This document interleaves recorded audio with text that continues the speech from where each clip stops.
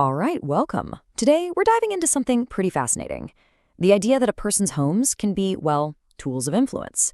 This explainer is based on the lecture The Architectural Ascendance of Jeffrey Epstein, and we're going to explore how physical spaces, we're talking everything from mansions to private islands, were strategically used to construct a really powerful and ultimately deceptive public image. And that brings us to the big question, right? Can architecture actually build a myth? Can the buildings you live in, the places you own, be deliberately used to create a whole identity for the world to see? Let's unpack that. So, here's our roadmap for today. We're going to start with this idea of the architecture of an image. Then we'll look at the scholarly power base in New York, dig into the different escapes and enclaves, see how the global network tied it all together, and finally, look at the fully curated persona that emerged. Okay, let's jump into Section 1, Architecture of an Image. The whole idea here is that properties and a person's lifestyle aren't just things that happen by accident. No, they can be incredibly strategic tools, chosen and used very deliberately to project a very specific image of power and influence. This brings us to a concept we can call lifestyle architecture. So what is it? It's the strategic use of homes, transportation, even the furniture inside, all to project a very specific identity and story. It's really about consciously crafting a narrative, not just, finding a place to live. So how is this actually put into practice? Well, let's start with Section 2, the scholarly power base. And this is all centered on one place, a massive New York City mansion. This property was the absolute foundation of the public persona being built. And just to give you a sense of the scale here, we're not just talking about a big house. This was one of the largest single-family homes in all of Manhattan. Now, in a city where space is the ultimate luxury, owning a property like that sends an immediate, undeniable message of just immense wealth and power. This mansion was basically a carefully chosen stage. Its Gilded Age style was meant to scream intellectualism and old money seriousness. It wasn't just a home. It was designed to be a modern hub for networking, mixing that historical, heavy feeling with very contemporary influence. Okay, so with that intellectual and financial base locked down in New York, the strategy starts to branch out.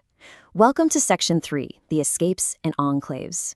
This is where we see how different properties were snapped up to serve very distinct, very strategic purposes in shaping the overall image. First up, a totally lavish waterfront estate down in Palm Beach, Florida. And the location here is everything. For generations, Palm Beach has been the spot for American high society and old money.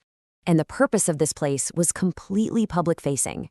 This property was a tool for social climbing, for getting seen by the elite, and for showing the world you were all in on that very traditional, recognizable luxury lifestyle.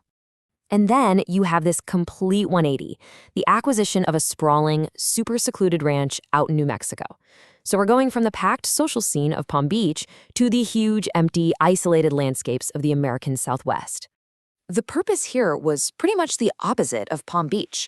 This was all about seclusion, about projecting a more rugged, unconventional type of power. And it was about influencing a very select group of people, far, far away from any public eye. And this slide just lays it out perfectly. You got to think of it as two sides of the same coin.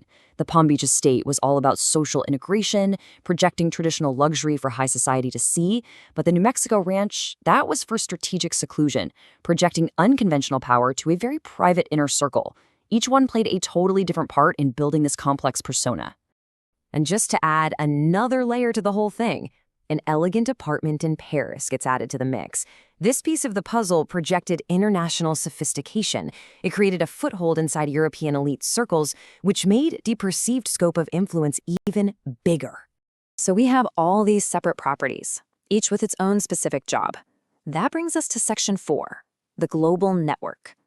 How were all these different places connected to create the feeling of one seamless, worldwide operation? Well, the answer, of course, is the private jet. And this was so much more than just a way to get around. It was the critical artery connecting New York, Florida, New Mexico, and Paris. It became this powerful symbol of ultimate mobility, of absolute freedom, and of access to a global stage. But the architectural climb, this whole strategy, it culminates in one final ultimate asset, a privately owned island in the U.S. Virgin Islands. This represents the absolute peak of the entire strategy. The island was the ultimate enclave. It was a place designed for total privacy and for creating deep mystery. Its very existence was meant to fuel speculation and to cement an image of untouchable, almost sovereign power, a kingdom entirely under one person's control. Now, if you look at this timeline, you can see this wasn't random at all. It was a deliberate expansion over more than a decade. The Palm Beach estate in the early 90s, the New York mansion in the late 90s, the New Mexico ranch in the early 2000s, all of it increasingly connected by that global travel. It's a perfect visual of this ascendance we've been talking about. Which brings us to our final section, the curated persona. Let's pull all of these architectural pieces together and really look at the final constructed image that comes into view when you add up the sum of its parts. It really was a clear four-step playbook. Step 1, you establish a base of intellectual and financial power in New York. Step 2, you infiltrate traditional high society through Palm Beach. Step 3, you create this aura of mystery and untouchability with the ranch and the island. And finally, step 4, you project global reach and sophistication with the jet and the Paris apartment. Each property added another crucial layer to the persona. And in the end, this is the main takeaway. Every single space was treated like a stage, and every single property was a set piece in the deliberate construction of a powerful public myth. So we'll leave you with this thought to chew on. If our homes, our spaces, our environments, if they really do tell our story to the world, what narrative are we, consciously or, unconsciously, building for ourselves?